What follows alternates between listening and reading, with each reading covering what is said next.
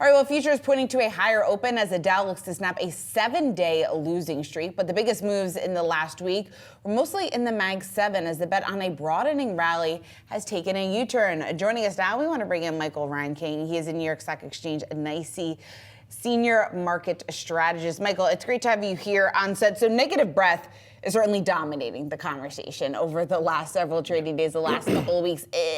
How worrisome is this worrisome at all for the broader market? Well, first and foremost, thanks for having me in. Look, I think what we'd seen kind of post-election, right? We saw that real strong breath expansion, in the immediacy following, kind of following the election results, and then now we've seen kind of the mega cap tech stocks start to come back as of last week. I think what we've seen in terms of that equal weight S&P 500, we've pulled back right into kind of some key technical levels, right around the 50-day moving average. It's about a 50% retracement of the post-election move, right? So we're at kind of an area where you'd like to see that breadth expansion start to kind of pick back up. And I think what part of what that has caused that is kind of the higher inflation numbers that we've seen, some expectations that we're going to see some less rate cuts, heading into next year. Where is the breadth expansion from here, you believe? Which sectors are most ripe to really see that and be a beneficiary? Yeah, I think I think the financials, right, are an area that people are looking for some kind of strong performance.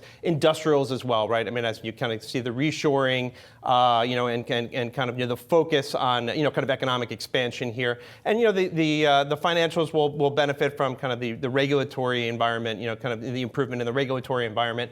It's been very interesting that over the last couple of weeks, we've started to hear, some more rumors of potential takeovers. We're starting to see kind of the idea that corporate America is expecting the regulatory environment to be better as we head forward. Michael, I want to pull up a chart here comparing the S&P equal weight to the NASDAQ, and some of the outperformance is really highlighted in this chart from some of these tech names and exactly what we have seen. The NASDAQ is obviously the blue line there on the screen, which has outperformed here over the last several weeks. When you talk about the fact that we are maybe potentially going to see this broadening once again, I think the question is, what exactly is going to be that catalyst, and how long is it going to take in order for that catalyst to come into play? I think it's really a prove it story, right? So it's the idea of kind of earnings growth going forward. We've seen the mega cap tech stocks, right? Their earnings growth rates have far exceeded the equal weight version of the S&P 500 over the last couple of years.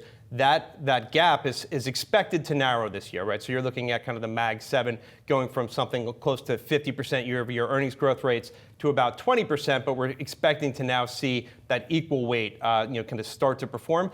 And people have kind of been burned by this rotation multiple times over the last couple of years. We've had a couple of fits and starts where it hasn't necessarily panned out. So it's going to be a situation where you're going to need to see companies, being able to kind of meet their earnings expectations, but you want to see kind of some, the earnings revisions start to move more positively for that equal weight, kind of contingent.